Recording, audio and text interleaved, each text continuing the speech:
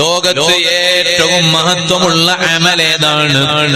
ആ അമലിന്റെ മജ്ലിസിലാണ് ഞാനും നിങ്ങളും ഉള്ളത്. ഓ സുഹൃത്തുക്കളെ, അത് സ്വലാത്തിന്റെ മജ്ലിസാണ്. കാരണം സ്വലാത്ത് ആരുടെ പേരിലുള്ളതാണ്? അത് ഹബീബായ മുഹമ്മദുർ റസൂലുള്ളാഹി സല്ലല്ലാഹു അലൈഹി വസല്ലമ തങ്ങളുടെ പേരിലുള്ളതാണ്. അതുകൊണ്ടല്ലേ മഹാന്മാര് പറഞ്ഞത് നോക്കൂ നിങ്ങൾ, ഇദാ അറാദ ബിഅബ്ദിഹി ഖൈറൻ അന്നല്ലാഹു തആല ഇദാ അറാദ ബിഅബ്ദിഹി ഖൈറൻ, അല്ലാഹു തആല തന്റെ അടിമക്ക് വലിയ ഒരു ഖൈർ കൊടുക്കാൻ ഉദ്ദേശിച്ചാൽ, വലിയ ഒരു ഖൈർ അല്ലാഹു തആല തന്റെ അടിമക്ക് നൽകാൻ ഉദ്ദേശിച്ചാൽ ആ അടിമക്ക് വലിയ സമ്പത്ത് നൽകും എന്നല്ല, വലിയ വീട് നൽകുമെന്നല്ല, വലിയ വാഹനം നൽകുമെന്നല്ല.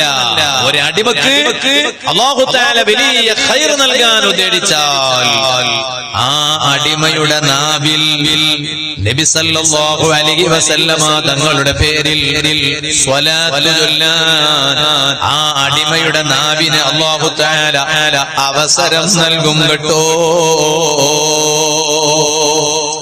എപ്പോഴും നാവ് കൊണ്ട് സ്വലാത്ത് ചൊല്ലുന്ന നാവ്. ചില ആളുകളെ കണ്ടില്ലേ നിങ്ങൾ, എപ്പോഴും സ്വലാത്ത് ചൊല്ലിക്കൊണ്ടേയിരിക്കും. ചില സ്ത്രീകളെ കണ്ടില്ലേ, കൈവിരലിൽ കൗണ്ടറുകൾ ഉണ്ടാകും. ചില പുരുഷന്മാരെ കണ്ടില്ലേ, കൗണ്ടർ ഉണ്ടാകും. ഇനി കൗണ്ടർ ഇല്ലെങ്കിൽ തന്നെ ചില സ്ത്രീകളുടെയും ചില പുരുഷന്മാരുടെയും ചുണ്ട് എപ്പോഴും ചലിച്ചുകൊണ്ടിരിക്കും. എന്താണത് ചലിക്കാൻ കാരണം? ആ ചുണ്ടിലൂടെ സ്വലാത്ത് ഇങ്ങനെ ചൊല്ലിക്കൊണ്ടിരിക്കുകയാണ്.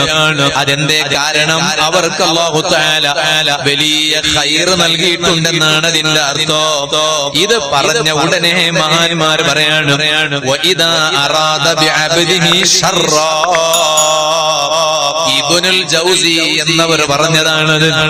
ഒരു അടിമക്ക് അല്ലാഹു തആല വലിയ ശർറ് കൊടുക്കാൻ ഉദ്ദേശിച്ചാൽ, വലിയ ശർറ് കൊടുക്കാൻ ഉദ്ദേശിച്ചാൽ ഹബിസ ലിസാനഹു അനിസ്വലാത്തി അലാ മുഹമ്മദിൻ സല്ലല്ലാഹു അലൈഹി വസല്ലം, അവരുടെ നാക്കിനെ അല്ലാഹു തആല പിടിച്ചു വെക്കും, സ്വലാത്ത് ചൊല്ലാൻ അവസരം കൊടുക്കൂല. മുസ്ലിമീങ്ങളിൽ തന്നെ രണ്ട് വിഭാഗത്തെ കാണാൻ കഴിയുന്നത്. ധാരാളം സ്വലാത്ത് ചൊല്ലുന്ന ആളുകൾ, അവർക്ക് അല്ലാഹു വലിയ ഖൈർ കൊടുത്തു എന്നാണ് അതിന്റെ അർത്ഥം. വേറെ ചില ആളുകൾ മുസ്ലിംകൾ തന്നെയാണ്, സ്വലാത്തിന്റെ സദസ്സിൽ അവരെ കാണൂല. പള്ളിയിൽ സ്വലാത്ത് ചൊല്ലുമ്പോൾ അവർ വിവാദമുണ്ടാകും. ഇതുപോലെ സ്വലാത്തിന്റെ സദസ്സിൽ വന്നിരിക്കാൻ അവരെ കിട്ടൂല.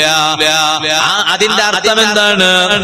ചില ആളുകൾ, ചില അടിമകളിൽ അല്ലാഹു തആല ശർറ് തേടിച്ചിട്ടുണ്ടെങ്കിലോ ഹബിസ ലിസാനഹു, അവരുടെ നാവിനെ അല്ലാഹു തആല പിടിച്ചു വെക്കും. അവരുടെ ആ നാക്കുകൊണ്ട് അവർക്ക് സ്വലാത്ത് ചൊല്ലാൻ കഴിയില്ല കേട്ടോ. നമ്മൾ നിത്യമായും സ്വലാത്ത് ചൊല്ലുന്ന ആളുകളാകണം.